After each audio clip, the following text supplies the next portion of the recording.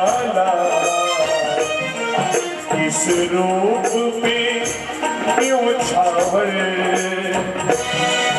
इस दिल का खजाना है इस रूप पे क्यों छावर इस दिल का खजाना है ऐसे लगता है मेरे सामने आना है मेरे सामने आना है यमुना का किनारा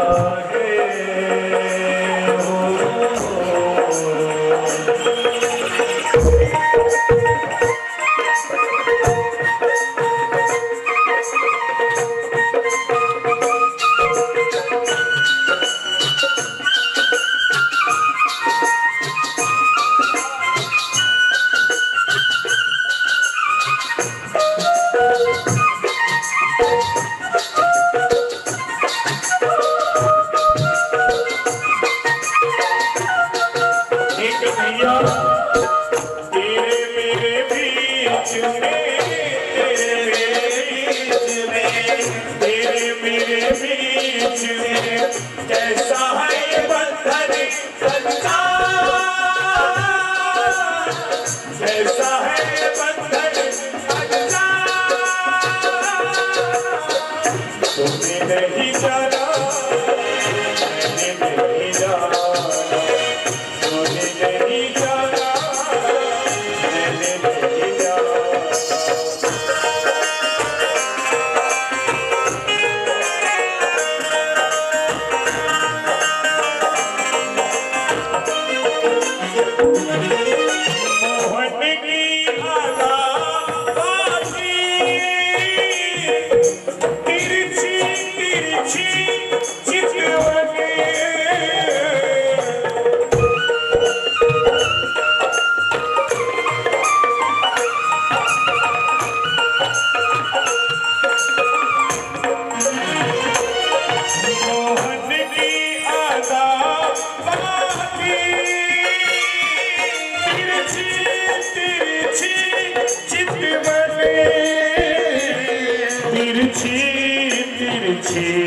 चितवन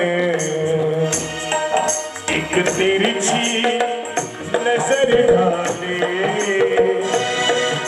कदमों में जमाना है एक तिरछी नजर डाले कदमों में जमाना है ऐसे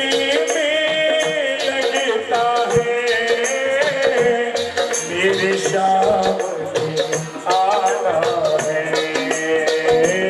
मेरे सामने आना है मेरे सामने आना है यमुना का किनारा है मौसम भी सुहाना है ऐसे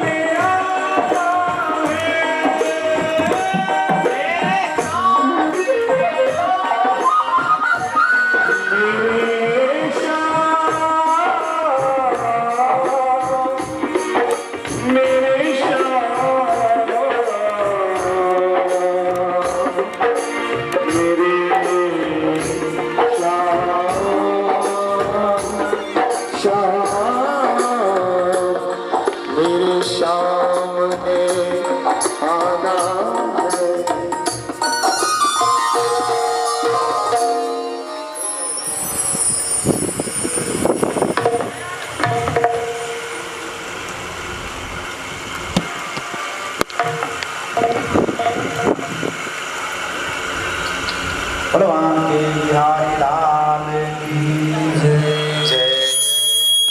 राधे जय जय राधे जय जय राधे श्याम। अक्रूर जी जैसे पहुंचते हैं महाराज, देख रहे हैं भगवान की चाल को।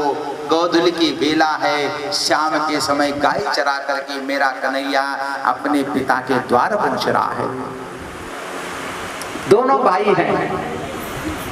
गोधूली की बेला, कोई शुभ मुहूर्त ना मिले तो शाम के समय पे जब सूर्य भगवान अस्त होने वाले हो, अस्त हो गए हो और रात ना पड़ी हो, इसके बीच को 48 मिनट 2 घड़ी 48 मिनट के बीच में कुछ भी मंगल कार्य कर सकते हो। कभी भी कहां से मनगणंत कार्य चली, बहुत कठोर वेदों को कहीं तो मिले हमें, भाई प्रमाण तो मिले, कैसा लिखा कि श्राद्धों में नहीं करना चाहिए कुछ काम, और विवाह हो जाओ तो साल तो बिल्कुल श्राद्ध ना करो, ऐसा कहीं नहीं है, शास्त्रों में नहीं है। बल्कि ये देखो, जिस साल आपने अपने बच्चे का मंगल कार्य करा, उस साल आप अपने पितरों को, जिनका आशीर्वाद से तुम्हारी वंश वृद्धि होनी है, उनको भूखा छोड़ के भगा देते, करो श्राद्ध, प्रमाण है शास्त्रों में। और गोधूली की बेला में तो कुछ भी कर लो। भगवान जब अपने घर आ रहे हैं, भगवान का, गायों का, देवताओं का घर आने का समय है गोधूली की बेला। जब भगवान स्वयं अपने घर में प्रवेश कर रहे हैं, आपके घरों में आ रहे हैं, आपको मंगल कार्य करने में क्या भगवान को घर आते हुए देखा तो मन ही मन अक्रूर जी प्रसन्न हो गए। जैसे अंतापुर के द्वार पर पहुंचे, नंद बाबा के द्वार पर पहुंचे, रथ जो है खड़ी कर दिए। नंद बाबा उतरा, नंद बाबा ने देखा अक्रूर जी आया है, मेरा भाई आया है, जाकर के गले। मगर महाराज जी, जब रात्रि का भोजन हुआ, नंद बाबा अक्रूर जी से विदा लेता है, ये भैया तुम सो जाओ, मैं भी सो जाता। रात के अंधेरे में मेरे कन्हैया ने देखा, बाबा सो गए, माँ सो गई, भाई सो गया। रात के अंधेरे में कन्हैया अक्रूर जी के पास आए, चाचा के पास आए। अक्रूर जी के श्री चरणों में बैठ करके कहते हैं, चाचा जी हैरत तो है। चाचा जी चुप हैं। कन्हैया ने कहा, चाचा जी मैं तुम्हारी चुप्पी का कारण जानता हूं। तुम्हारी चुप्पी का कारण कंस है। कंस के डर के कारण तुम्हारी जिंदगी में रोग लग गया है चुप रहने का, तुम कुछ बोल नहीं पाओगे। अक्रूर जी कहते हैं, हे भगवान मैं जानता हूं, मगर मेरे अंदर एक ही पीड़ा है कि पापी ने मेरे को इसलिए भेजा है कि तुमको बुला, ये पाप मुझे लगेगा। कन्हैया ने कहा, चाचा जी तुम बिल्कुल मत घबराओ, ये बात मेरी माँ से मत बोलना, मेरे पिता से मत बोलना, बल्कि ये बोलना जिस काम के लिए तुम आए हो चाचा जी, वो काम पूरा करना, नहीं तो तुम्हें पाप लगेगा।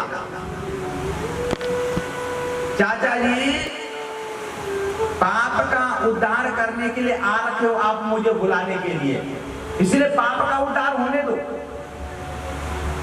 ब्रह्म मुहूर्त हुआ और नंद बाबा और यशोदा रानी से अक्रूर जी बोले, भैया मथुरा में मेला हो रहा है, बच्चों का मन करता है खेलने चलने तो हमारे साथ। अब की बात तो यशोदा रानी मना करती है, मगर नंद बाबा बोला, देवी बच्चों का मन है जानती है, आज वो हृदय पर पत्थर रख करके बच्चों की खुशी के लिए बच्चों को जाने देने पर तैयार हो गए। बच्चों की खुशी है, पहला मुहूर्त है, पहला पहरे सवेरे के 8 बज रही है। रथ के पिछले भाग में बैठ गए। क्यों समझती है? क्योंकि रात्रि के समय विश्राम का है, कन्हैया सो रहा है, मिलने का कैसे मिले कन्हैया को, रात्रि को सो रहा होगा, इसलिए रात्रि को दुश्मन समझती है, वो उन्होंने रास्ते को रोक दिया। मगर कन्हैया ने अनुनय विनय करा, देखो देवियों कल की तो बात है, मैं परसों लौट आऊंगा। विश्वास दिला करके चल दिया महाराज उस यमुना के कलरव में। यमुना जी के किनारे रथ रुक गया। मेरा कन्हैया मेरे से दूर न हो। अक्रूर जी सोच रहे हैं भगवान के दिव्य दर्शन करूंगा, भगवान को रोक के रखूंगा, इनके कोमलांगा अंग को देखूंगा, इनके रूप को निहारता रहूंगा। अक्रूर जी ने दोनों भाइयों को बिठा दिया और उनके रूप सुधा में इतने खो गए अक्रूर जी कि जैसी यमुना जी में डुबकी मारे तो क्या बचना आता है तेरा यमुना का करने बाहर आ रहे हैं तो दोनों भाई रथ पर है। और पानी भी बहुत मीठा लगता था। संत आज भी कहते हैं वहाँ पानी बहुत मीठा है और बहुत रसिक संत आज हमारे वृंदावन के उस यमुना का पानी को भी बहुत मीठा समझते हैं। मीठा पानी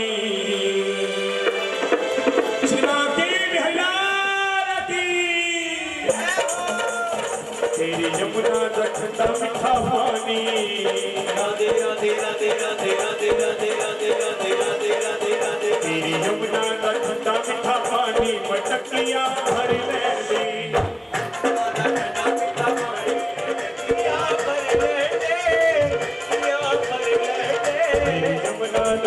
तेरी यमुना दा ठंडा मीठा पानी मटकिया भर ले दे।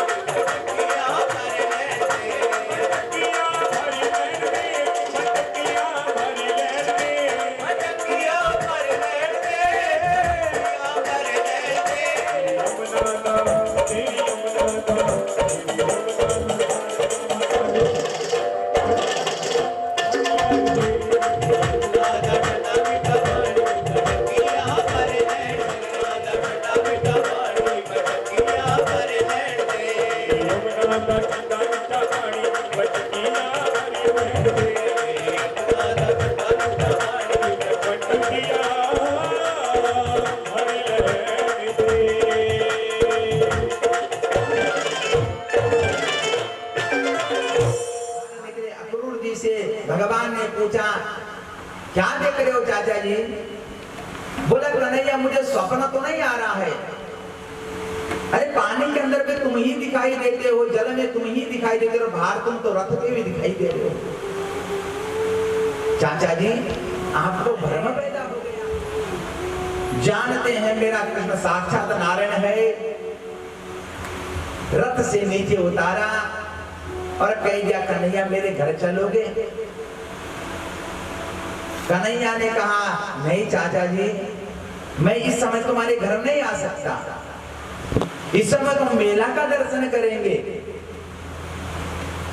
और अपने पिता श्री नंद बाबा को अक्रूर जी के साथ भेज दिया, जाओ तुम घर जाओ, हम मेला देखने जाएंगे। 10-12 ग्वाले और साथ में थे। मेरा कन्हैया राज घराने में पलने के बावजूद भी जैसे ग्वाल बाल लोग वस्त्र पहनते थे, उन्हीं वस्त्रों में मेरा कन्हैया भी रहता था।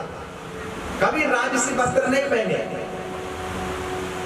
कई ग्वालों के मन में ये विचार न आ जाए कि ये नंद लाला का बच्चा है, यशोदा रानी का पुत्र है, नए नए वस्त्र पहनता है। इसलिए कन्हैया ने भी कभी जैसे वस्त्र ग्वाले पहनते थे ऐसे वस्त्र पहनता था। इनके मन में मेरी प्रति कभी संदेह पैदा न हो जाए। जैसी मथुरा नगरी में पहुंचे, क्या देखते हैं मथुरा नगरी में कन्हैया को जैसी देखा, 11 वर्ष का है कन्हैया। मेरा कन्हैया तो महाराज जी जैसी कोई देखता है वो प्रणाम करे ना करे, कन्हैया सबको प्रणाम करता है। एक ही शब्द बोलता है, मामा प्रणाम। सबको मामा बोलता है। मामा की पत्नी को मामी कहता है। सारे गांव को मामा मामा बोल रहा। ग्वालों ने कहा, मित्रों ने कहा, कन्हैया तू मामा मामा कह रहा है, ये तेरे रिश्तेदार लगते हैं क्या? कन्हैया ने कहा, इस नगर का जो राजा है वो हमारे मामा जी हैं। तो मामा के गांव वाले सारे मामा तो लगे। कन्हैया तेरे मामा का तुम तेरा मामा यहाँ का राजा है, तो तेरे मामा के पास जब हम जाएंगे तो तेरे मामा को देख करके हमें शर्म आएगी। क्यों? बोला हमारे वस्त्र तो फटे हुए हैं, आधे शरीर में तुम्हारे कपड़े नहीं हैं। तो जब राजा के पास जाएंगे तो तेरे मामा को देख करके हमें भी शर्म लगेगी और तेरे मामा को भी शर्म लगेगी। कन्हैया ने कहा, मित्रों चिंता ना करो, हम तो शर्म वाला कोई काम ही नहीं करते। बोला कैसे? बोला बता ही देता हूं। चल ही रहे थे कि सामने महाराज मूंछ पर ताव मारता हुआ, मूंछों पर तेल लगाता हुआ जो कंस का धोबी है वो चला आ रहा है। हाथ में बहुत सारे कपड़े हैं। अधिकारी से ज्यादा चपरासी को महाराज जी गर्व होता है। मूंछों पर ताव लगा के चल रहा है। कन्हैया ने कहा, देखो कितने सुंदर वस्त्र लेके जा रहा है। कन्हैया ने प्रणाम करा धोबी को, मामा जी प्रणाम हो। धोबी ने मुड़ करके देखा, हमारा भांजा तो कोई था ही नहीं, मामा वाला कौन आ गया। मुड़ के देखा, पहचान लिया कन्हैया को। अच्छा तुम नंद का छोरा है, हमारे राजा ने बड़े बड़े दैत्य भेजे मगर उनको मारने वाला तू है, तुझे मैं नहीं छोड़ूंगा। अब तो मेरे हाथ चढ़ गया। जो हाथ उठाया महाराज धोबी ने, मेरे कन्हैया ने धोबी को एक ऐसा मुक्का मारा, घूमता हुआ धरती पर पछाड़ खा के मर गया। सामने एक माली था जिसका नाम है सुदामा, और उसके बगल में एक दर्जी भी था। इन दोनों ने देख दिया कि 11 वर्ष के बालक ने इतना बड़ा भारी शरीर का धोबी मार दिया। कन्हैया ने कहा, ग्वालों को कपड़े उठा दो, तुम कह रहे थे हमारे फटे हुए कपड़े हैं, मामा जी के कपड़े पहनो, सुंदर सुंदर कपड़े हैं। सब बालक गए और महाराज जी कपड़े पहनने लगे, मगर कहाँ 21 हाथ लंबा हो कंस, और कहाँ ये छोटे छोटे ग्वाले 3-3, 4-4 हाथ के। कपड़े तो बहुत सुंदर थे, मगर ग्वाले लोग बोले, अरे कन्हैया भैया कपड़े तो बहुत सुंदर है मगर फिटिंग के बन जाता तो अभी हाल देखा था धोबी का क्या हुआ। बात ही आया, हाथ जोड़ा कन्हैया को, महाराज ये सेवा हमें दे दो, हम कपड़ा भी फिटिंग के कर देते आप पर। सारे महाराज जी वहां गए दर्जी के पास, कपड़े फिट हुए बिल्कुल, जब फिटिंग के बना दिए 8:30 बजे। ग्वालों ने कहा कन्हैया देखो भैया इसने कपड़े हमारे फिट करे हैं दर्जी ने, तेरा भैया इनको कुछ इनाम दे दो ना। कल तो 10% कन्हैया ने कहा इनाम जरूर देंगे इनको हम, क्योंकि इन्होंने हमारे कपड़े बहुत सुंदर बनाए हैं। वरदान दे दिया क्या घोर कलिकाल आएगा तो खूब फलेगा खूब फूलेगा। है सच की नहीं है ना। दुल्हन का एक सूट खरीदो 5,000 में, सिलाई पड़ेगी 10,000।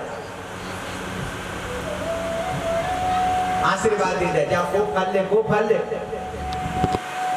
ग्वालों ने कहा कन्हैया ये तो बहुत बढ़िया हो गया, कपड़ा बहुत सुंदर लग गए, मगर भैया हम तो ब्रिजवासी लोग हैं, जब तक चंदन टीका फूल सिर पर नहीं लगाया, अंग रांग को जब तक हमारे अंगों पर फूल चंदन नहीं लगा भाई आनंद नहीं आता। चंदन की विशेषता भी है, खूब सिर पर लगाओ तो ठंडक पड़ी रहेगी। भैया चंदन लग जाता, इतने में इतना बड़ा चंदन का कटोरा घीसती हुई शेरेंद्री आई, कंस की दासी। ये 3 जगह से टेढ़ी मेढ़ी थी, लचक के चलती थी, मगर ये चंदन इतना बढ़िया घिसती थी कि भोजराज कंस को इसी का चंदन पसंद आता था। ये कंस भी जाके चंदन लगाती थी। अब चंदन का कटोरा लेके चल रही है। कन्हैया ने देखा जो ये ब्रिजवासी है, जो मेरे मित्र है ना, इनको मन कर रहा है कि चंदन लगा दे कोई सिर पर, तो आगे चंदन वाली जा रही है, पीछे से आवाज लगाई कन्हैया ने, अरे सुंदरी सुनती हो। अब एक बार 2 बार कहा तो उसने पीछे मुड़ के नहीं देखा शेरेंद्र ने, क्योंकि 3 जगह से टेढ़ी मेढ़ी थी। मगर 4थी बार मुड़ के देखा, हाँ साहब क्या मुझे बुलाया? कन्हैया ने कहा हाँ देवी तुम्ही को मैं सुंदरी कह रहा हूं। अब देखो महाराज जो सुंदर ना हो उसको तुम बहुत सुंदर हो, बेचारे का मन बढ़ जाएगा। अरे कहने में हर्जा क्या है? शेरेंद्री बड़ी खुश हुई, मैं मुझे सुंदर कह रहे हैं, बड़ी तारीफ करी कन्हैया ने। अरे देवी तुम्हारे हाथ पे चंदन है ना, आज भोजराज कंस को ना देकर के हमें लगाओगे? अभी अभी कन्हैया ने बड़ी तारीफ करी तो शेरेंद्र ने कहा चंदन तो और घिस लूंगी कंस के लिए, मगर तुम ग्वालों को जरूर लगाऊंगी, तुमने मेरी बड़ी तारीफ करी। सारे ग्वालों पर चंदन लगा दिया। अब फिर जाकर के इन ग्वालों ने कहा कन्हैया देखो भैया चंदन लगाया है, दिमाग बहुत ठंडा करा है, मन चित प्रसन्न हो गया है, जरा इस शेरेंद्री को भी कुछ वरदान दे दो ना, कुछ इसकी कीमत दे दो, कुछ उपकार कर दो। कन्हैया ने कहा जरूर देंगे। अब कन्हैया गया महाराज शेरेंद्री के एक पैर पर उन्होंने अपना पैर रखा, शेरेंद्री के अंगूठे से अपना अंगूठा दबाया। बलराम जी पीछे से खड़े हैं। बलराम ने कहा कन्हैया ये मामा का गांव है, ये तेरा ब्रजमंडल नहीं है जहां और बचा लेंगे। यहाँ मामा के यहाँ गड़बड़ करे तो मामा मरवा देगा। कन्हैया ने कहा भैया चिंता ना करो, हम इसका इलाज कर ही देते हैं। अब की बार फिर बलराम बोला कन्हैया तू भी ऐसी खड़ा है जैसी ये खड़ी है, त्रिभंगा तू भी हो गया, त्रिभंगी ये भी हो गई, 3 जगह से तू भी टेढ़ा मेढ़ा ये भी टेढ़ी मेढ़ी। कन्हैया कह रहा है हम तो ऐसे रहेंगे मगर इसको सीधा कर देंगे। जो पैर के अंगूठे पर अपना अंगूठा कन्हैया ने रखा, एक झटका दिया और झटका लगते ही शेरेंद्र बिल्कुल एकदम बढ़िया प्रतिबिंब को देखा। जला से था वहां पर, जल के अंदर जैसी प्रतिबिंब देखा उसने, शेरेंद्र ने धन्य हो गई महाराज। जो चंदन बचा था वो भी और लगा दिया। अब ग्वालों ने कहा कन्हैया कपड़े भी बहुत बढ़िया हो गए, चंदन भी बहुत बढ़िया हो गया, भैया एक एक माला गले में पड़ जाओ तो हो रहा। इधर महाराज जी माली ने देखा माला की जरूरत है, अपनी दुकान पे ले गया और बढ़िया बढ़िया सुंदर सुंदर मालाएं इन ग्वाल वालों को पहना दी। उनको भी भगवान ने आशीर्वाद दे दिया, जा घोर कलिकाल जब भी आएगा तेरा फूल जा करके तो समस्त देवताओं को अर्पित होगा।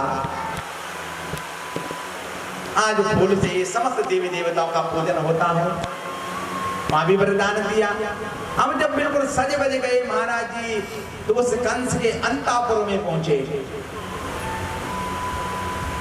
चल ही रहे हैं, अंतापुर का द्वार सामने है।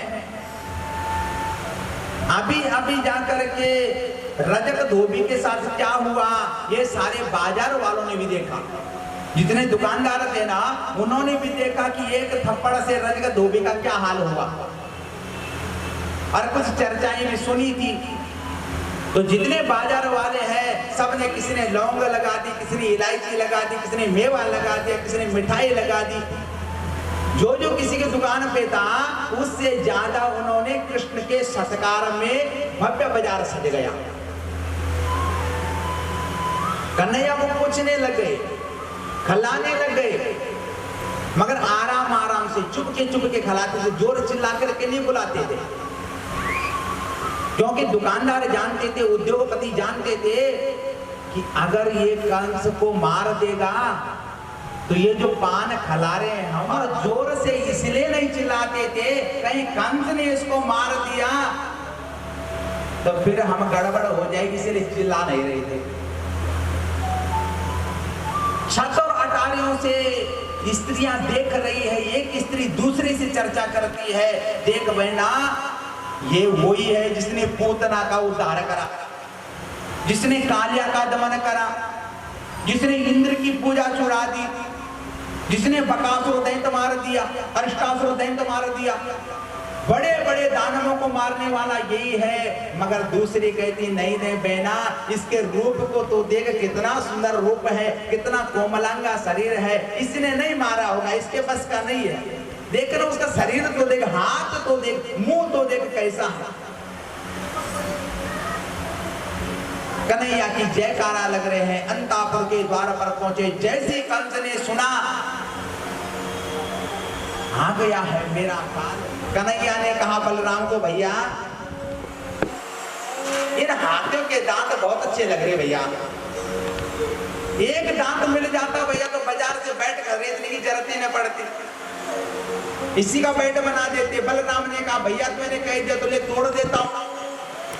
हाथी पकड़ लिए महाराज, और जो दो हाथी आपस में टकराए, मुंह से मुंह टकराया, और बलराम जी ने महाराज दोनों को धराशायी कर दिया।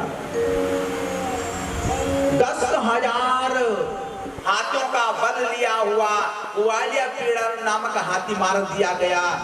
कंस को खबर हुई हाथी मर गए, गड़बड़ हो गई। दूसरा दैत्य खड़ा था, वो दैत्य भी आया। एक बार कन्हैया ने कहा हम बालक हैं, हमसे मत लड़, मगर वो असुर बोला तू बालक नहीं है, तेरे पेट में दाढ़ी है, अभी अभी मैंने देख लिया तूने हाथी को कैसे मारा, तो अपने को बच्चा कहता है। युद्ध करा, मगर कन्हैया ने पलक झपकते ही उसकी भी उद्धार कर दिया। कंस के द्वार में, मगर कंस के आगे बोलने की किसी की सामर्थ्य नहीं होती थी।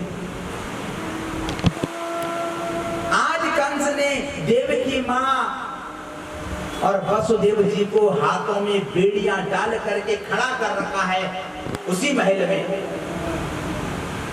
जैसी मेरे कन्हैया ने अपनी मां देवकी को देखा तो आंसुपात हो गए, आंसू निकल गए। मेरी मां को इस दुराचारी ने बंदी कर रखा है, मेरे पिता को बंदी बना रखा है। आज कन्हैया ने कहा ये बड़े भैया मेरा मन कर रहा है जो यहाँ पर धनुष पड़ा है, जरा देखो धनुष कैसा है, ये उठा के देखो भैया, ये धनुष मुझे बहुत अच्छा लग रहा है। बलराम ने कहा भैया देर क्यों करते हो, अपने मामा का धनुष उठा लो, मामा कौन से रोकेगा हमको। जो कन्हैया ने धनुष उठाया, उठाते ही धनुष के 2 टुकड़े हो गए। धनुष जैसी टूटा, ऊंचे आसन पर विराजमान वो भोजपति कंस का आसन हिल गया, कंस थरा गया।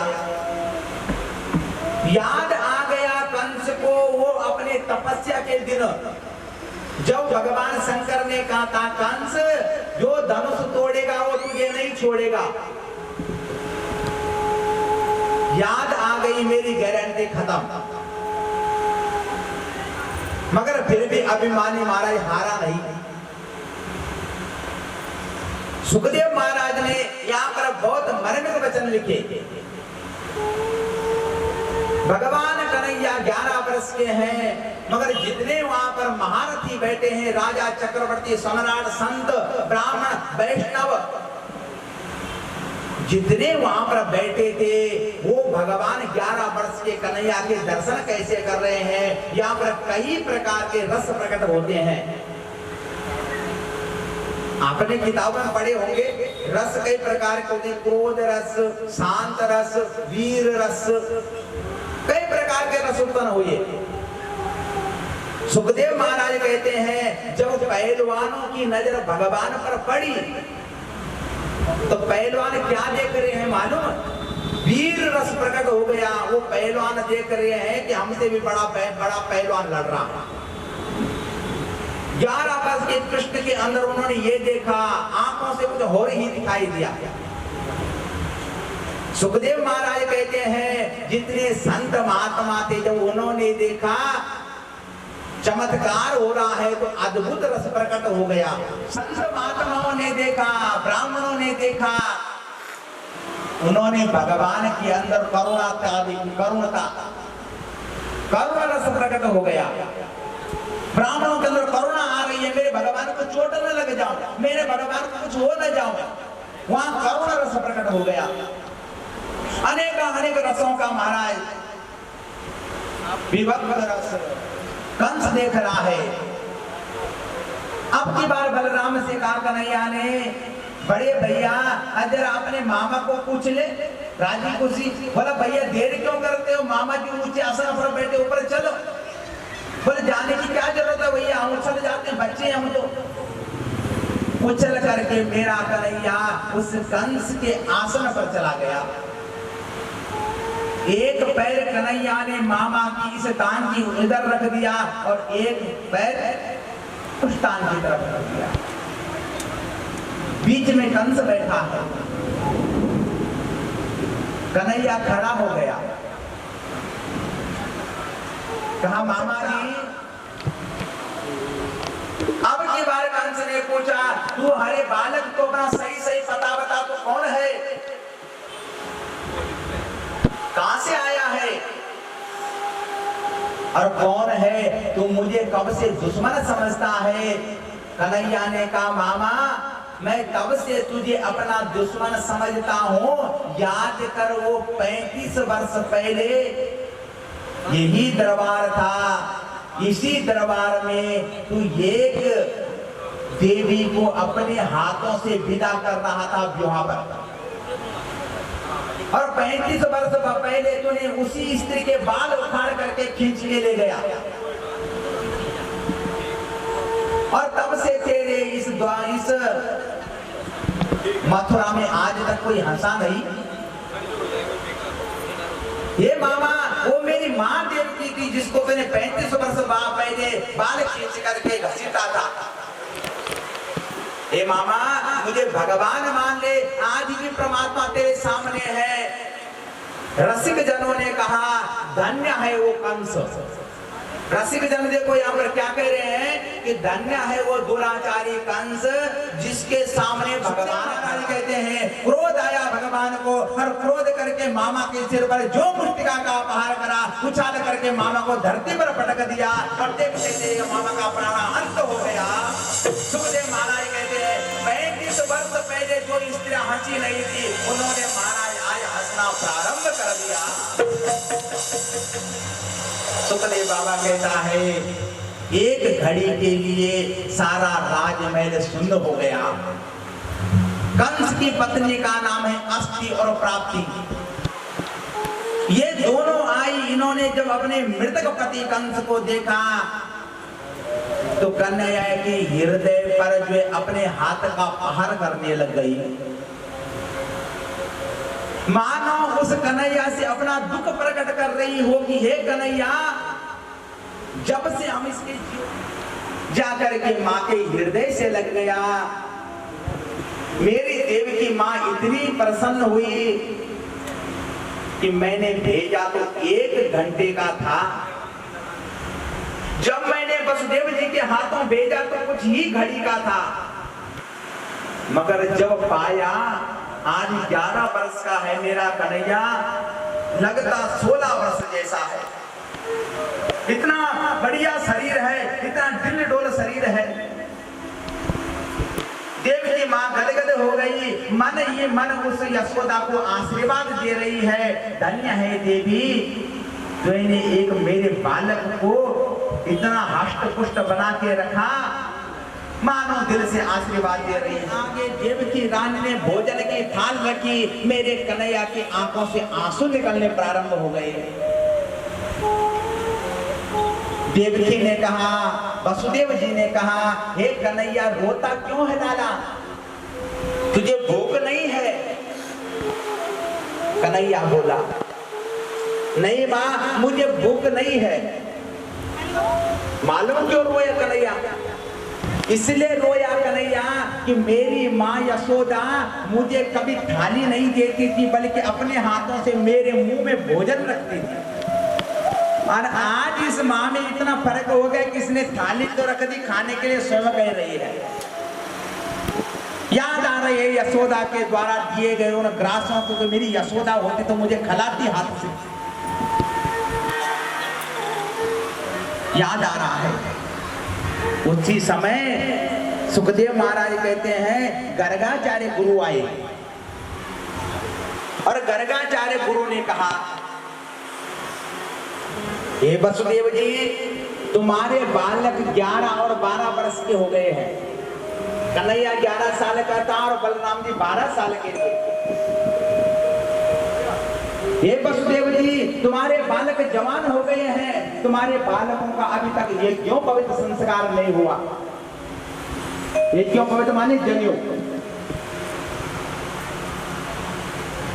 जनेऊ जिसको जो ब्राह्मण है, अगर ब्राह्मण होके जनेऊ धारण नहीं करता है तो ब्राह्मण कहलाने योग्य नहीं है। जिसका दूसरा जन्म होता है उसका नाम द्विज कहते हैं। द्विज माने ब्राह्मण। जिसका दूसरा जन्म होता है द्विज माने ब्राह्मण। तो ब्राह्मण का सबसे बड़ा अस्त्र क्या है पता? ब्राह्मण के पास दो ही बल है, एक उसकी चोटी और एक उसका जनेऊ, दो ही उसके पास बल है। और ब्राह्मण 2 बल के कारण ही जीतता है।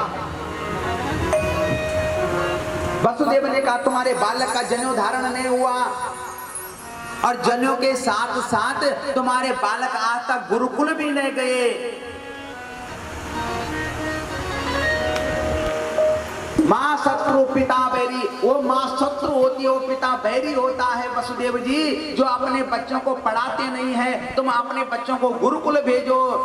वसुदेव जी ने हाथ जोड़ दिया, हे गर्गाचार्य महाराज जी कृपा करके बताओ बहुत अच्छा स्कूल कौन होगा, ऐसा विद्यालय बताओ जहां मैं अपने दोनों बालकों को पढ़ा सकता हूं। गर्गाचार्य महाराज ने कहा कुल गुरु है गर्गाचार्य जी। गर्गाचार्य ने कहा वसुदेव जी हमारे देखने में तो इस समय उज्जैन की नगरी में संदीपनी महाराज का आश्रम है, जिनको भूतकाल का, भविष्य काल का, वर्तमान काल का ज्ञान है। उन्हीं के आश्रम में ले जाकर के इन्हें दीक्षा ज्ञान कराओ। आज मेरे कन्हैया को लेकर के और बलराम जी को लेकर के श्री वसुदेव महाराज जी उज्जैन की नगरी में पहुंचे और संदीपनी आश्रम में जाके गुरु को दंडवत प्रणाम करा। जैसी कन्हैया को और बलराम को गुरु माता ने शिष्य बहुत प्रिय हो तो गुरुदेव को महाराज प्रसन्न हो जाते हैं। अगर शिष्य अनुकूल हो, प्रसन्न हो गए। अपने बालकों को वसुदेव जी वहीं छोड़ करके अपने वापस आ गए। गुरुदेव के चरणों में गुरुदेव पहले जगपति, अपने गुरु जी से पहले जागते जगपति, यानी जग का मालिक गुरु से पहले जागता था, सवेरे उठता था। और महाराज सवेरे उठ करके 64 कलाओं में धनु विद्या, आयुर्वेद, नीति शास्त्र, राज्य शास्त्र, 64 कला संपन्न हो गया मेरा नारायण।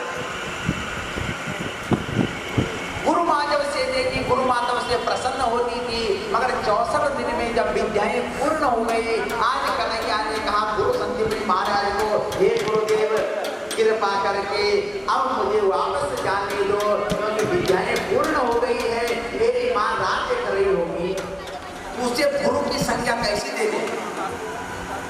गुरु तो स्वयं परमात्मा का स्वरूप, नहीं तो गुरुदेव का गुरुत्व तो समाप्त हो जाता है। भाई साहब हर हाल में गुरु अपने को जो है समर्पित कर दिए भगवान को, शिष्य को, शिष्य माने सब कुछ, आपका ज्ञान उतना ज्यादा निखर जाएगा। जो गुरु होकर के, ब्राह्मण होकर के ज्ञान नहीं बांटता हो, उनको भगवान ने कहा उनका जीना ही व्यर्थ है। वो ज्ञान को बांटे, हमें कुछ नहीं चाहिए, मगर देखो तुम अपनी गुरु माँ से मिल जाओ। तुम्हारी गुरु माँ को घर चलाना है, बच्चे भी देखने हैं, परिवार भी देखना है, कुटुंब भी देखना है। गुरु दक्षिणा गुरु जी दे नहीं रहे हैं, आपको कुछ गुरु दक्षिणा चाहिए हो तो बताओ। गुरु माँ ने जैसी सुना मेरा कन्हैया जाने वाला है, तो अपने मरे हुए बालक की याद आ गई। मेरा बालक पैदा हुआ था और पैदा होते ही समुद्र में डूब गया था, गुरु माँ ने सोचा। गुरु माँ ने कहा हे कन्हैया, मुझे गुरु दक्षिणा रूप में अगर कुछ देना चाहता है तो एक चीज दे। बताओ माँ क्या चाहिए? बोला कन्हैया, जब पैदा हुआ था मेरा एक बालक, पैदा होते ही यमुना पर गया और सागर में डूब गया। मरे हुए बालक को अगर तू जीवित ला सकता है तो मेरे बालक को जीवित करके दे दे, क्योंकि आज तक तो मैं तेरे सहारे जी रही थी, तेरे रूप को देख के जी रही थी, मगर तू भी चला जाए। सागर नहीं माना। राम जी भी 3 दिन तक सागर के सामने हाथ जोड़ रहे हैं, विनय न मानत। सागर जब गए 3 दिन बीत, 3 दिन तक राम जी ने भी स्तुति करी, ये समुद्र मुझे पार जाने दे, मगर समुद्र बाहर नहीं निकला। अब अग्निबाण खींचा तो सागर लौटता पौटता ही है, मगर हाँ मेरे समुद्र के अंदर एक 5 जन्य नामक दैत्य रहता है, उसे पूछ लो। कन्हैया अंदर गया, 5 जन्य दैत्य से लड़ करके जब वहां भी गुरुपुत्र को नहीं देखा तो 5 जन्य नामक जो दैत्य था उसे मार करके उसके सिर पर जो 5 जन्य शंख लगा हुआ था उस शंख को बाहर लाए। वो शंख मालूम कैसा था? दक्षिणावर्ती, दक्षिणावर्ती शंख है वो, यानी सारे शंख ऐसे पकड़े जाते हैं दाहिने हाथ से।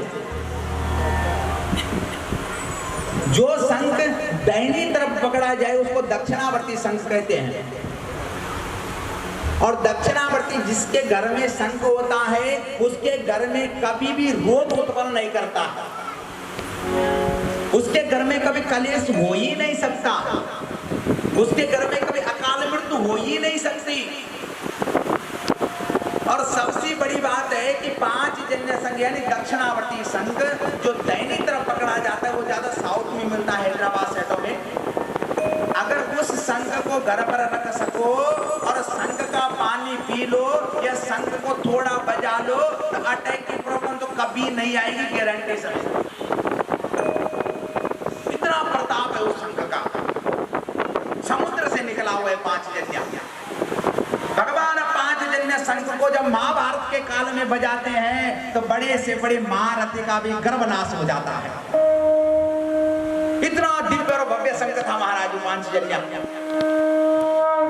5 जन्य शंख को भगवान लाए, गुरुपुत्र नहीं मिला तो यमराज के यहाँ चले गए। संगल खटखटाई। यमराज लौटता पड़ता बाहर आया, भगवान को देखा, प्रणाम करा। हे महाराज यहाँ कैसे? भगवान ने कहा, हे यमराज, तुम्हारे पास गुरु का पुत्र है मेरा, और मैं गुरु माँ को संकल्प दे के आया हूं कि मैं तेरे मरे हुए पुत्र को वापस लाऊंगा। दक्षिणा है मेरी गुरु माँ की। हो भाई, खाते में जहाँ नाम लिखा है गुरु पुत्र का, पाप में उसको काट दो, हमारा आदेश है। उस यमराज ने ये नहीं कहा कि भगवान जरा अंदर चलो, आपके घर पर कोई मेहमान आ जाऊं तो आप कहीं महाराज चलो बैठो, चाय पानी पियो, बिठाते हैं आप लोग, मेहमान का आदर सत्कार करते हैं। और कोई नामी आदमी आ जाऊं महाराज, तब तो कहीं नहीं, क्या उसके लिए तो दिव्य और भव्य सोफा लगा होगा। रात्रि के समय में कुछ चिंतन करने लग गए, मन उदास था। बलराम ने कहा, भैया क्यों उदास हो रहे हो?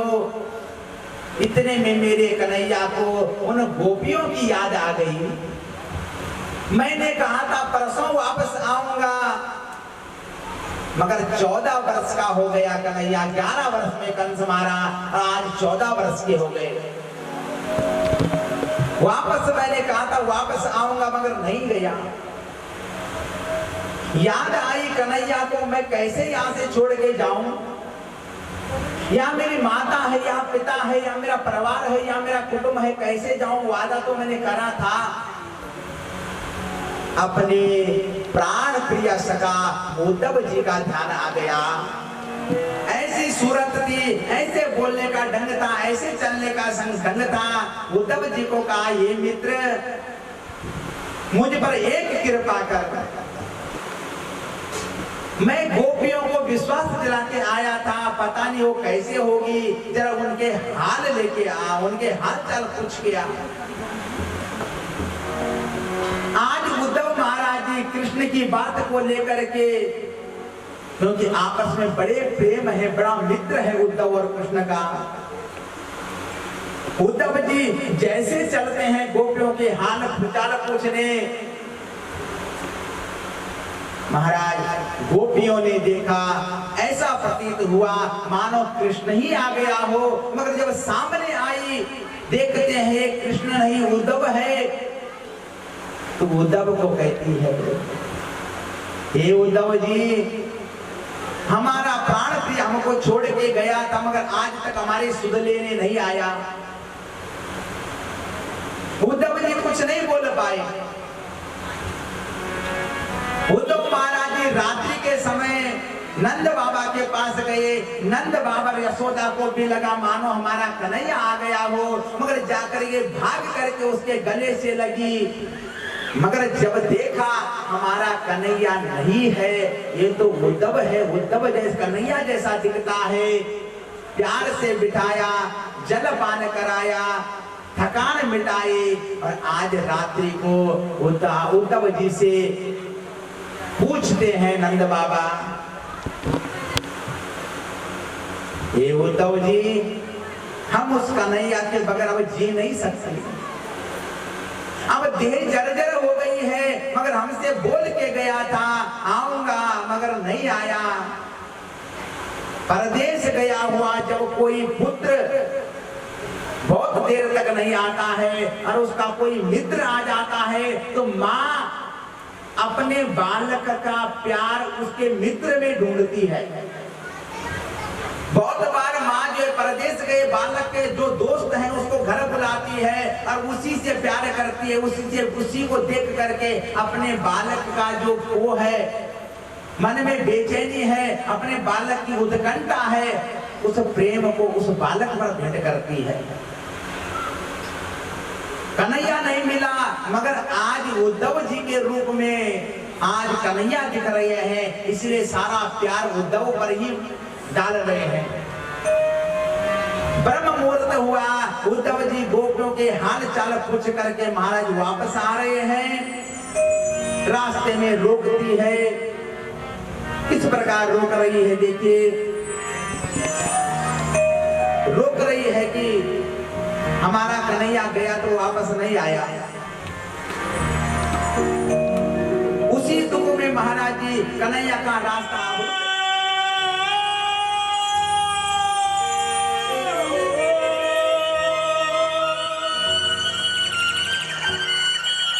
अरे ओधो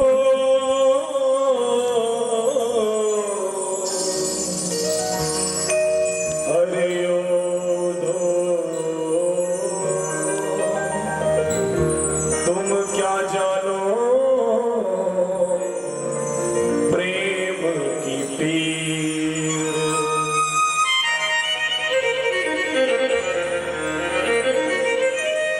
तुम्हारा ज्ञान पर्दा फाड़ देगी तुम्हारा ज्ञान पर्दा फाड़ देगी ये प्रेम दीवानी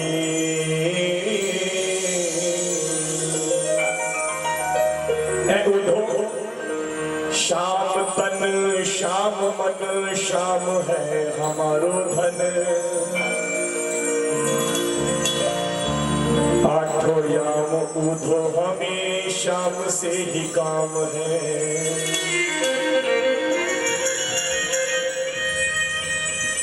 श्याम तने श्याम मने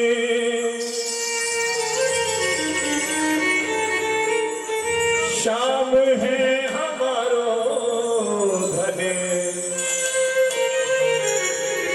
आठों याम उधो हमें श्याम से ही काम है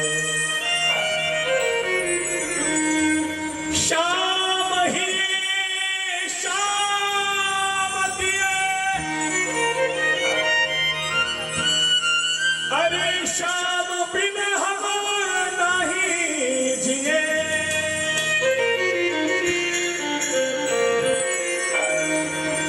श्याम ही श्याम दिए श्याम बिनु नहीं जिए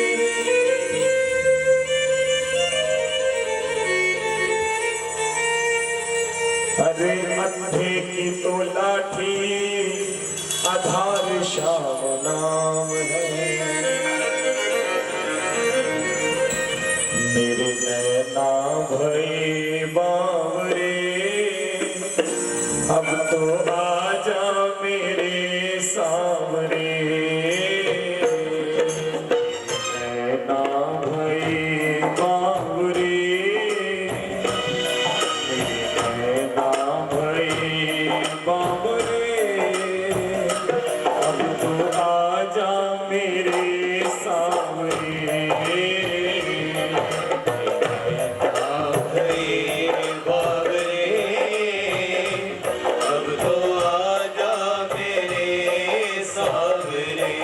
अब तो आजा मेरे सावरे अब तो आजा मेरे सावरे हो तो आजा मेरे सावरे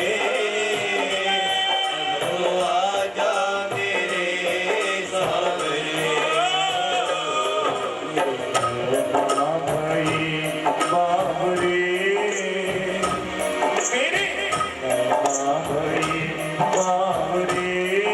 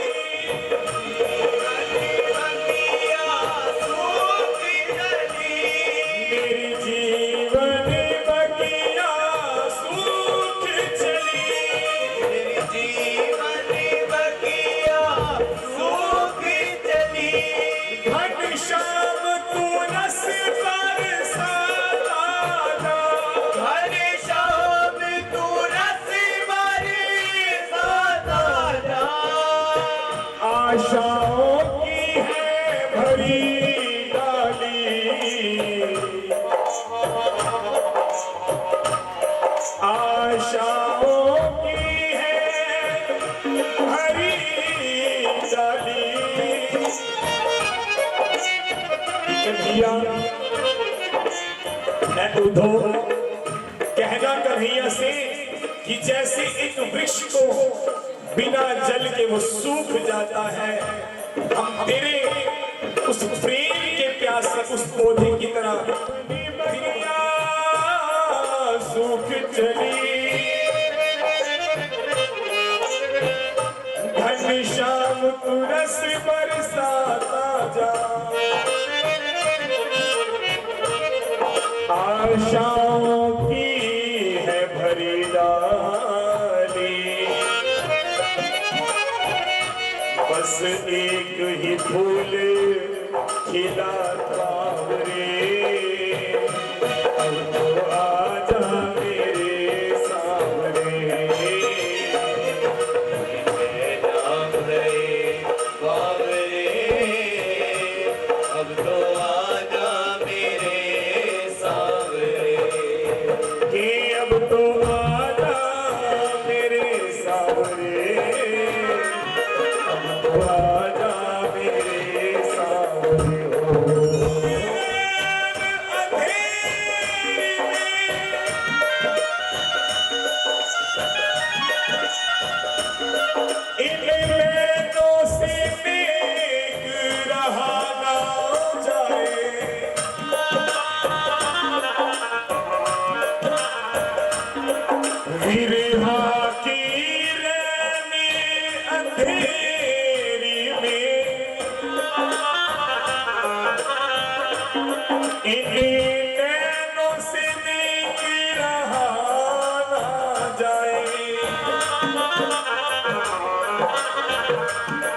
एक मूक प्यारी का भेद सजन, एक मूक प्यारे का भेद सजन, पहलू बदलना जाए।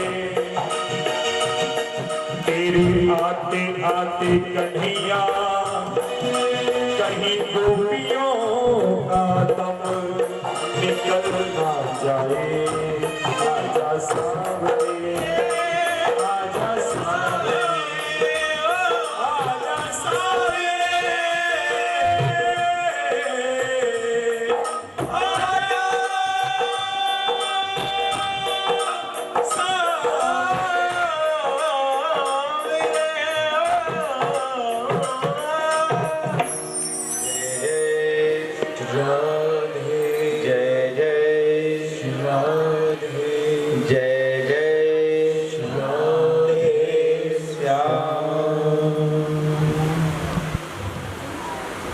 सुखदेव महाराज कहते हैं, हे धनव सम्राट,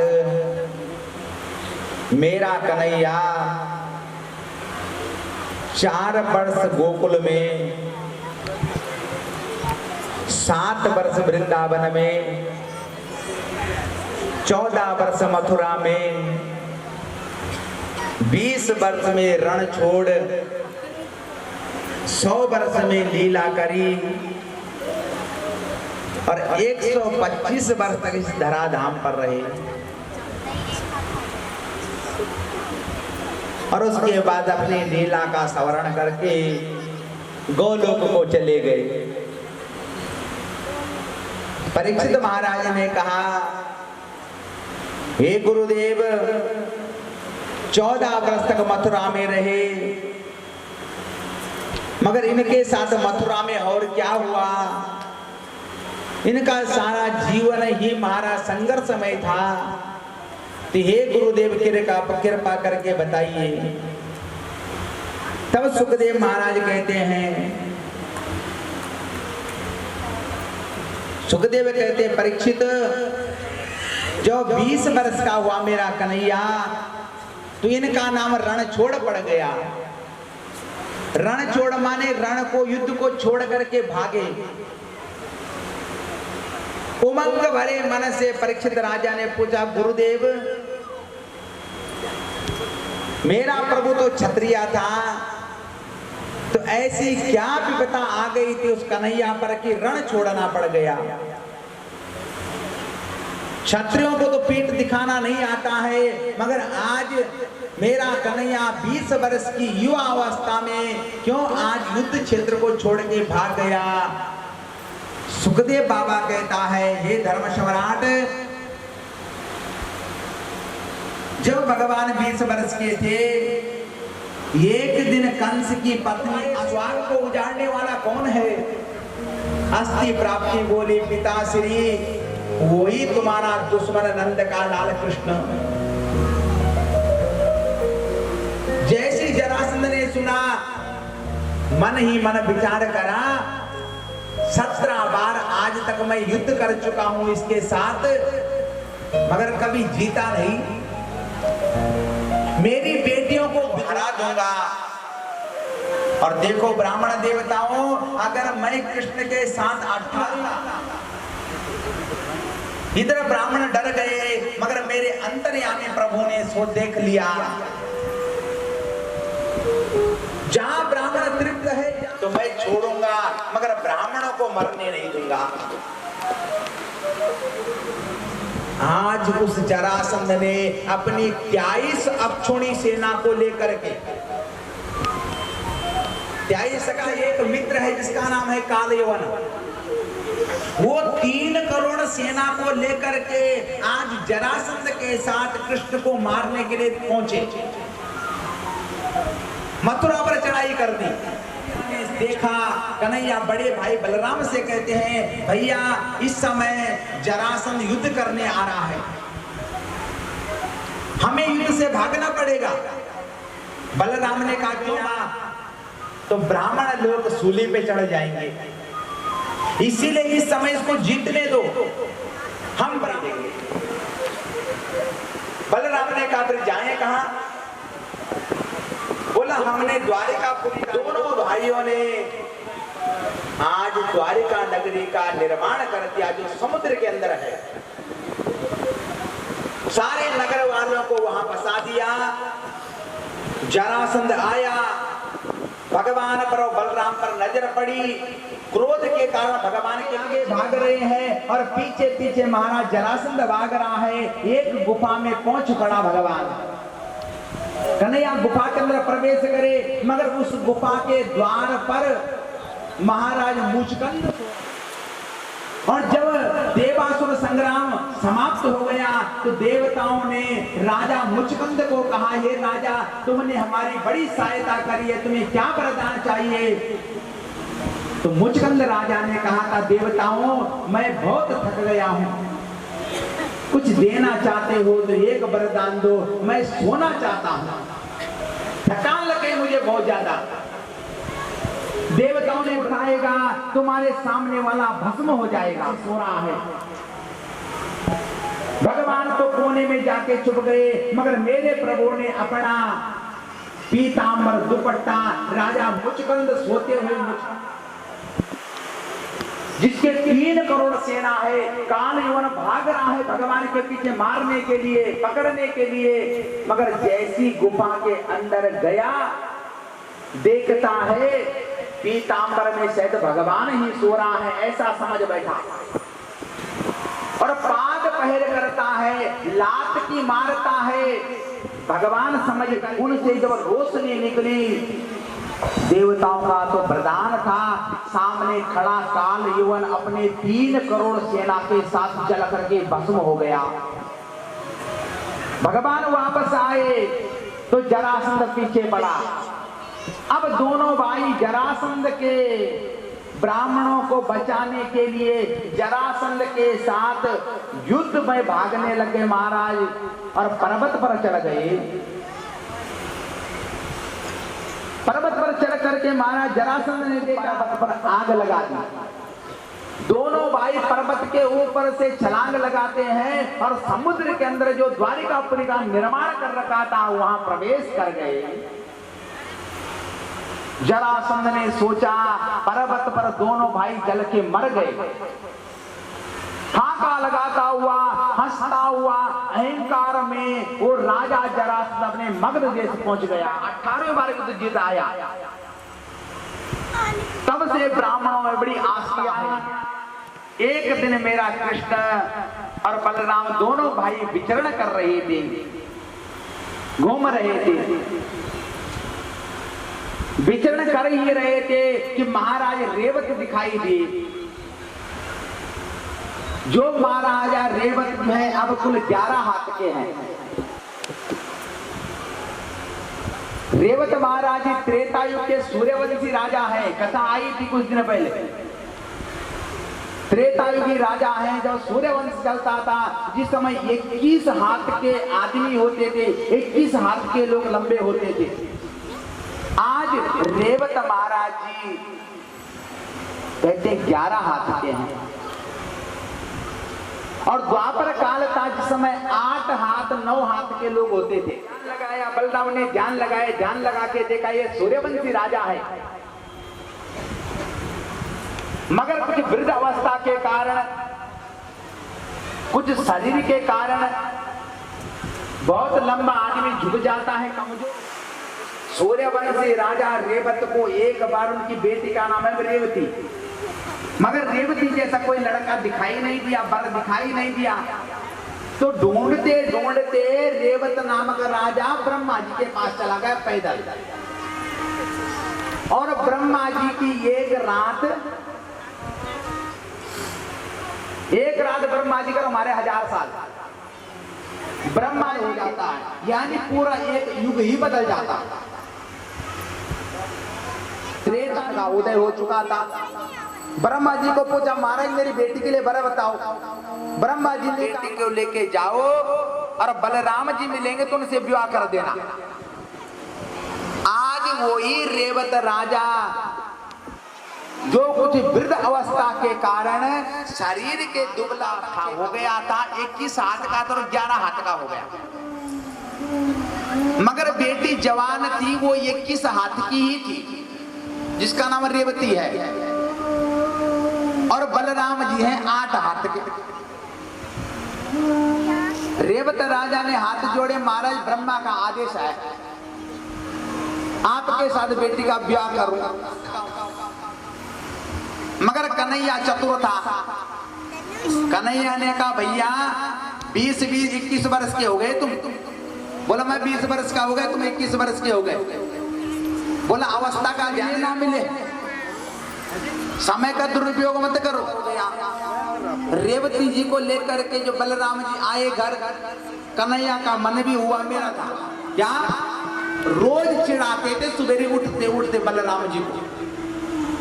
रेवती 21 हाथ की और बलराम जी 8 हाथ के, 3 होने का फर्क है महाराज।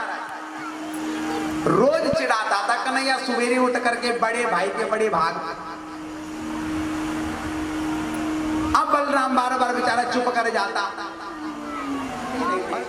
बलराम कहता था, अगर कन्हैया तू जा रहा है तो मैं तेरे साथ नहीं जाऊंगा, क्योंकि तू हमारा परिहास करेगा, मजाक उड़ाएगा। एक दिन तो महाराज हद हो गई। स्नान करने गए थे जलाशय में पूरा परिवार, और स्नान करके जब निवृत्त हुए, आज कन्हैया ने मजाक कर दिए, बड़े भाई के बड़े भाग। अब तो महाराज बलराम जी को क्रोध आया। उनका जो अस्त्र है, जिसका जो महाराज हल मुसल है, लोगों का तलवार होता है, धनुष बाण होते हैं, मगर ये हल मुसल लेके चलते थे। क्रोध के कारण रेवती जी को अपने लेबुल का बना दिया आता। रेवती जी बिल्कुल लेबुल की बन गई महाराज। कन्हैया ने देखा, अब क्या कहूं। बोला कन्हैया बलराम जी से कि कहीं फिर एक बार हल और गर्दन में रख दिया तो बिल्कुल 1 फुट का बना देगा। तो बेचारे ने कभी फोटो भी नहीं खिंचाई अपने पति के साथ। कोने में बेचारी हाथ जोड़कर डर के कारण। कन्हैया के मन में हुआ विवाह करूंगा। क्रोध आदमी के लिए सबसे बड़ा अभिशाप है। इतना बड़ा अभिशाप है कि वो अपना तो बिगाड़ता है, मगर जिस पर क्रोध करता है, क्रोध एक आदमी के लिए खतरनाक नहीं। परिवार में एक आदमी क्रोध करता है, क्रोध कंपनी का मालिक है एक आदमी। सुनिए नहीं सुनिए, कंपनी का मालिक है एक आदमी। एक दिन गुस्सा थी तो मैंने कुछ कर ही नहीं, क्रोध तो मैंने कुछ गलत काम करा नहीं, तो मालिक ने डांटा क्यों?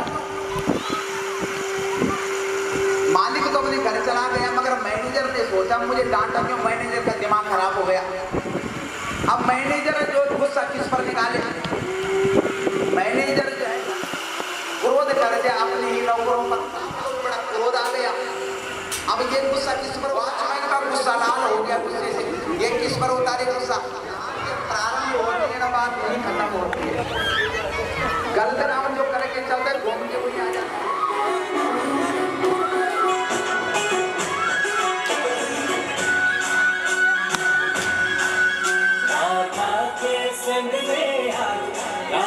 कृष्ण कान्हा कान्हा की धुन पे झूमे कैसे देखो राधा, आई पूनम की रानिया रास रचे कृष्ण कान्हा कान्हा की धुन पे झूमे कैसे देखो राधा।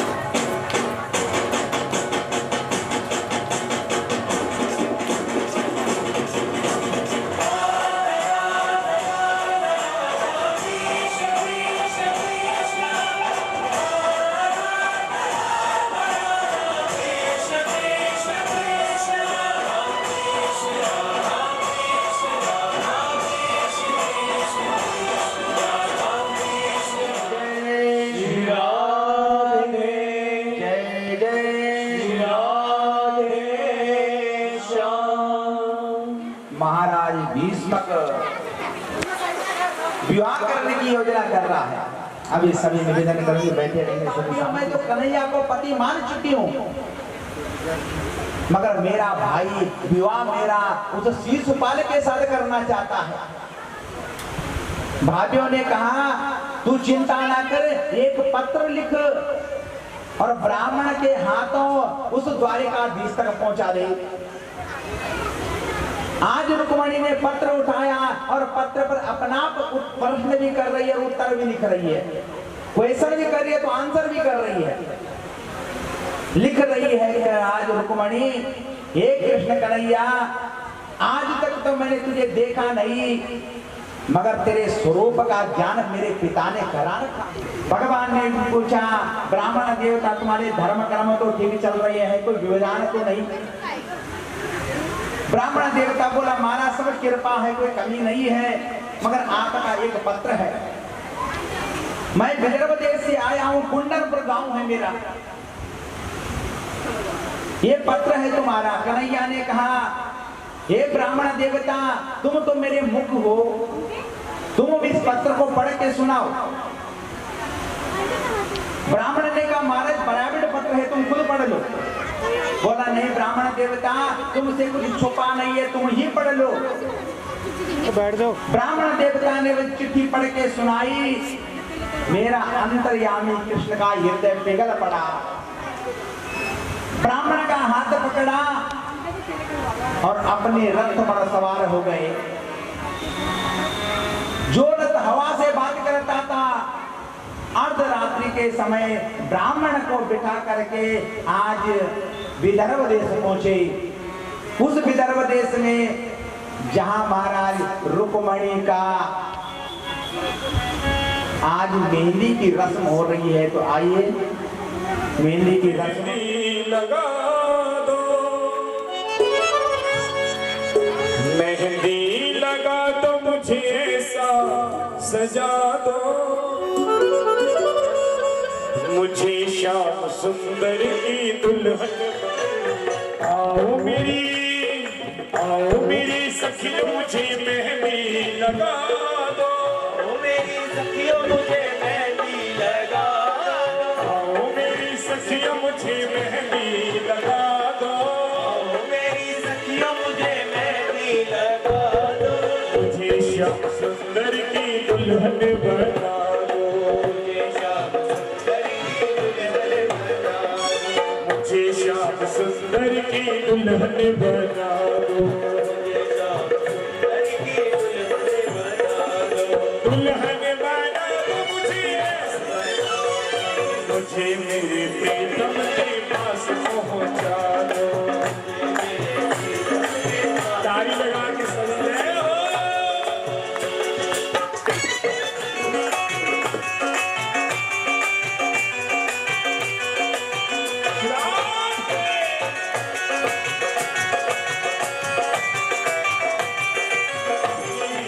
मेरे सगाए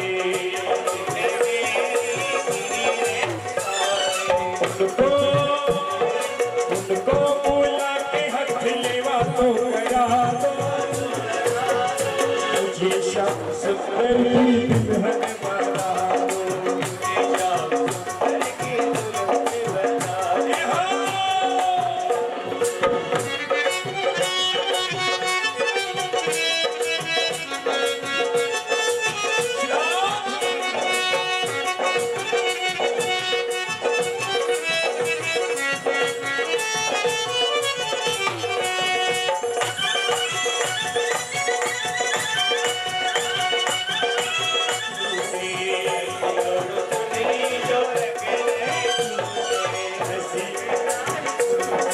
ऐसा वरू दुल्हा जो कबहू ना छूटे,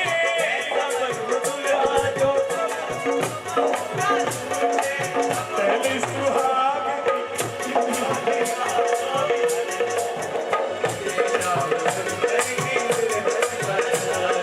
मुझे श्याम सुंदर की दुल्हन बना दो,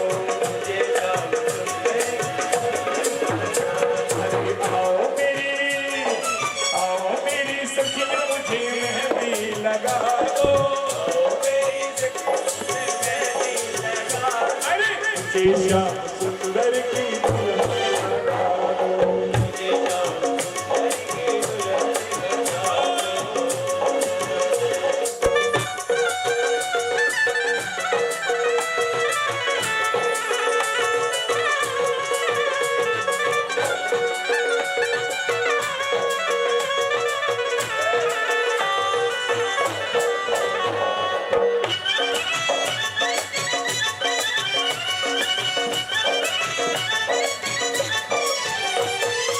ऐसी पहन चूड़िया, ऐसी पहन चूड़िया जो कबहू ना टूटे, ऐसा वरू दुल्हा जो कबहू ना छूटे, ऐसा वरू दुल्हा जो कबहू ना छूटे,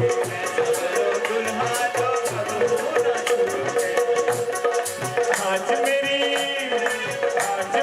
मुकुट से मांग भरा, आज मेरी मुकुट से मांग भरा,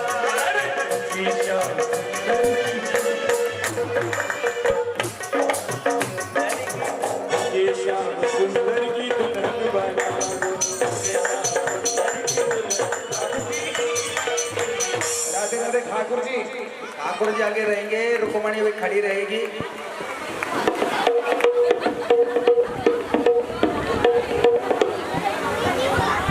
आइए, रुक्मणी अब अपनी जगह पर बैठी रहेगी। 1 मिनट से आता है तो कुछ खुशखबरी ही लेके आता है, हंस के विवाह में विलंब होता हो। इस मंत्र का 21,000 मंत्र जपने से बड़े मन से आए थे। हाँ, और ये कवि महाराज जैसे कहा भी गया शास्त्र में, इनकी चाल भी अलग है। हाँ, और बड़े भाव से आकर के रुक्मणी जी का वाम हस्त पकड़ करके महाराज देखते देखते उन सिपाहियों के बीच से ले चले। और निवेदन करूंगा अभी सभी बैठे रहे, अभी दोनों बच्चे जो है रथ पर बैठेंगे।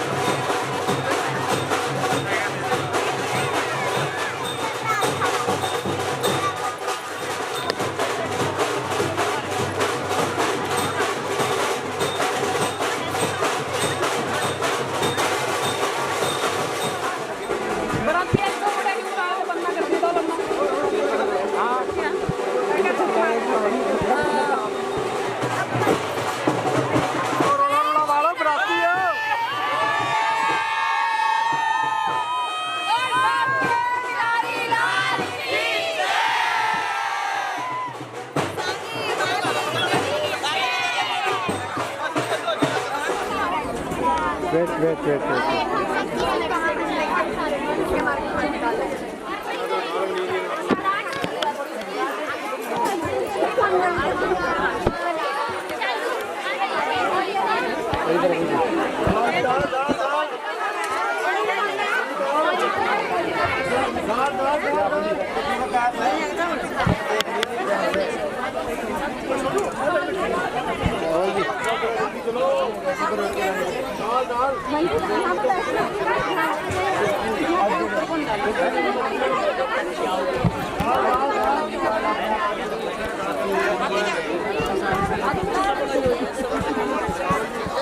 एक सेकंड पोज मारनी चाहिए देखो लारो इधर से क्या कैमरा बंद नहीं करता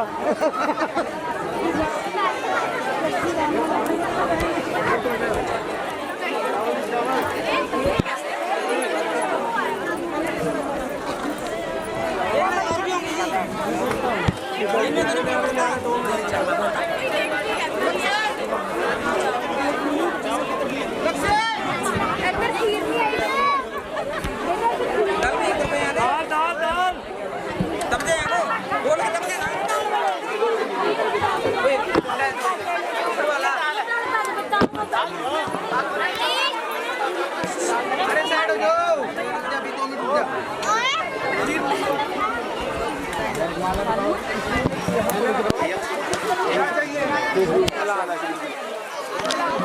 जा अंकल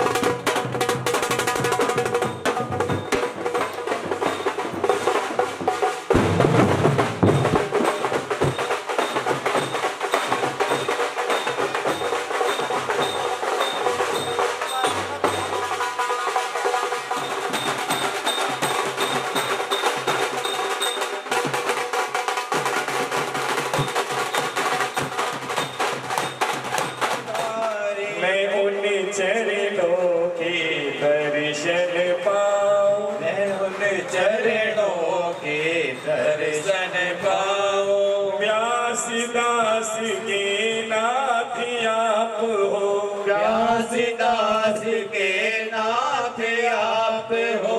सुख दुख जीवन प्यारे साथी आप हो, सुख दुख जीवन प्यारे साथ आप हो। मैं हरि चरणों में शीश झुकाऊं, मैं हरि चरणों में शीश झुकाऊं। श्री हरिदास के प्यारे मोहन जीवन धन हो, युगल छवि पर बलि बलि जाऊं। बाके बिहारी तेरी आरती गाऊं, दशराज बिहारी तेरी आरती गाऊं, दशराज बिहारी तेरी आरती गाऊं। जिस घर में हो आरती चरण कमल चितलाए, कहाँ हरि वासा करे वृंदावन से आए। सियावर रामचंद्र की जय, भावर कृष्ण चंद्र की जय हो। पवन सुत हनुमान की जय हो, उमापति महादेव की जय हो। हरे की श्री भागवत महापुराण की जय, व्यासराज की हरि ओम। जय निशीतलीकरणं वः ओम द्यो शांतिरंतरिक्षगं शांति, पृथ्वी शांतिरापः शांतियो सदयः। सासैतं नमामि। त्वमेव माता च पिता त्वमेव, त्वमेव बन्धुः सखा त्वमेव, त्वमेव विद्याधरणं त्वमेव, त्वमेव सर्वं मम देव देव। ओम हाथ जोड़ विनती करो, धरो चरण में शीस, ज्ञान कृपा प्रभु दीजिए, परम पुरुष जगदीश। बोलो बांके बिहारी लाल। धर्म की जय हो, अधर्म का नाश हो, प्राणियों में सद्भावना हो, विश्व का कल्याण हो। गो माता की जय हो, भारत माता की जय हो, सत्य सनातन धर्म की जय। आज के आनंद में नमस्कार बंद कर